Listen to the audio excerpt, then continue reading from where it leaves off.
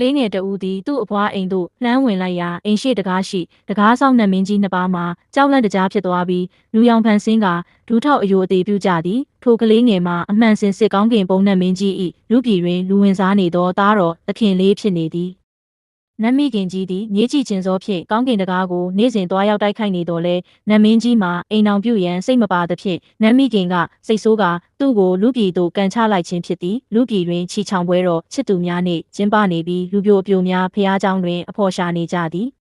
နတ်မင်းကြီးမှာမူပြိုပြဲဝတ်ဆင်ထားသောတောင်ရန်သူတောင်းစားအသွင်ဖြင့်ရောက်ရှိလာရာမိန်းကလေးများကနှာခေါင်းပိတ်ကရှောင်ဖယ်သွားကြသည်သို့တော်မိန်းကလေးတဦးကသူ့ကိုမနှိမ်ချဘဲကြည့်နေစဉ်ပွဲစားကအခွင့်ကောင်းယူကထိုမိန်းကလေးကိုနတ်မင်းကြီးထံတွန်းပို့ပြီးလက်ထက်မင်္ဂလာပွဲကိုအလျင်အမြန်ကျင်းပပေးလိုက်သည်မိန်းကလေးသည်သူ့ဖခင်ကသူမကိုရက်ဆက်သောသားသက်သမားတဦးနှင့်လက်ထပ်ပေးမိအရေးမှလွတ်မြောက်သွားသဖြင့်ဤသူတောင်းစားနှင့်လက်ထပ်ရခြင်းကိုပင်ကံကောင်းသည်ဟုမှတ်ယူကနှစ်ဦးသားအတူပေါင်းတင်ကြသည်လက်နက်မင်းပုံဖြင့်ကံကောင်းခြင်းများရရှိစေရန်ဆုတောင်းပေးခြင်းလက်ထပ်ပြီးနောက်နတ်မင်းကြီးသည်အလွန်အလုစ조사ပြီးအိမ်မှုကိစ္စမှန်သမျှကိုကူညီလုပ်ကင်ပေးသဖြင့်ရောက်ခမဖြစ်သူကပါဆင်းရဲတော်လဲစိတ်တဘောထားကောင်းသောသမက်ကိုအတိအမှတ်ပြုလာသည်တနေ့တွင်မိခင်ဖြစ်သူကသူမစုဆောင်းထားသောငွေထုတ်ကိုသမီးဖြစ်သူအားပေးကဖခင်ဖြစ်သူ၏ငွေနေ့အတွက်လက်ဆောင်ဝယ်ရန်ပြောကြားသည်သမီးကငင်းဆန်တော်လဲမိခင်ကသမက်ကဆင်းရဲရှာတဲ့မင်းကိုလည်းကောင်းကောင်းထားလို့အမေစိတ်ချရပြီဟုဆိုကာပေးအပ်ခဲ့သည်မိခင်ဖြစ်သူ၏စေတနာကိုသိရှိရသောဇနီးတွေမှာမျက်ရည်ဝဲကဝမ်းနည်းနေစဉ်နတ်မင်းကြီးကသူမကိုနှစ်သိမ့်ပြီးဖခင်၏မွေးနေ့လက်ဆောင်ကိုသူကိုယ်တိုင်တာဝန်ယူဖြည့်ရှင်းပေးမည်ဟုဂရုပေးလိုက်သည်နတ်မင်းကြီးသည်လူလောကမှနတ်ပြည်သို့ရွှေရောင်အလင်းတန်းအဖြစ်ပြန်တက်လာပြီးနောက်သူ၏ရောက်ခမဖြစ်သူအတွက်မွေးနေ့လက်ဆောင်အဖြစ်ယတနာများစွာကိုအမြန်ဆုံးအစဉ်သင့်ပြင်ဆင်ရန်အမိန့်ပေးခဲ့သည်နတ်ပြည်မှနတ်မင်းများအားလုံးသည်နတ်မင်းကြီး၏အမိန့်ကိုနာခံကြပြီးနတ်မင်းကြီးသည်သူ၏ဇနီးဖြစ်သူကဒီလက်ဆောင်များကိုသဘောကျလိမ့်မည်ဟုယုံကြည်ကာနတ်မင်းအားလုံးကိုခေါ်ဆောင်၍လူလောကသို့ဆင်းရန်ပြင်ဆင်သည်သို့သောနတ်မင်းကြီးသည်သူ၏မိခင်နတ်မယ်တော်ကြီးနေမကောင်းဖြစ်နေကြောင်းရုတ်တရက်သတင်းရရှိသဖြင့်လူပြည်သို့ဆင်းမိကိစ္စကိုရွှေဆိုင်ကမိခင်အားပြုစုရန်9 ရက်ကြာချိန်ပေးခဲ့ရသည်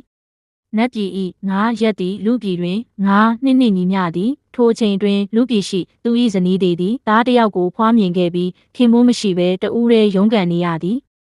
သူမသည်သူမ၏ဖခင်မွေးနေ့ပွဲသို့သားဖြစ်သူကိုခေါ်ဆောင်ကာရောက်ရှိလာသည်အိမ်ရှိတကားဆောင်နတ်မင်းနှစ်ပါးသည်နတ်မင်းကြီး၏သွေးနှိုးနေသောသားတော်ငယ်သခင်လေးကိုမြင်တွေ့သည်နှင့်ဒူးထောက်အယိုအသေးပေးကာကြိုဆိုကြသည်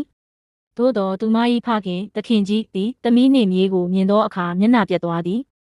ဖခင်ဖြစ်သူသည်သူမအားစကားနားမထောင်ဘဲသူတောင်းစားနှင့်ခိုးရလိုက်သွားခဲ့မိသဖြင့်ယခုအခါခင်မွန်းဖြစ်သူကသူမကိုပြစ်သွားပြီဟုယူဆကာလူပုံအလဲတွင်ဒေါသတကြီးကျိမ်းမောင်းရှက်ခွဲသည်ကလေးငယ်ကသူ့အမေကိုမစော်ကားရန်နှင့်သူ့အဖေသည်ကဘာပေါ်တွင်အကောင်းဆုံးအဖေဖြစ်ကြောင်းခုခံပြောဆိုရာအတော်ဖြစ်သူကနင့်အဖေကဘသူလဲသိလို့လားဟုလှောင်ပြောင်ပြောဆိုသည်ဖခင်ဖြစ်သူသည်မြေးဖြစ်သူ၏ပြန်ပြောမှုကိုဒေါသထွက်ကာရိုက်ရန်လက်ရွယ်သည်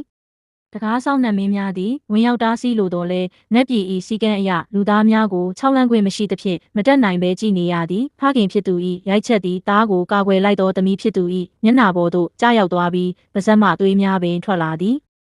ထို့နောက်သူမတို့သားအမိကိုအိမ်ထဲမှနှင်ထုတ်ရန်အစီကံများကိုအမိန့်ပေးသည်နတ်ပြည်တွင်မူနတ်မယ်တော်ကြီးတတိပြန်ရလာပြီးနတ်မင်းကြီး၌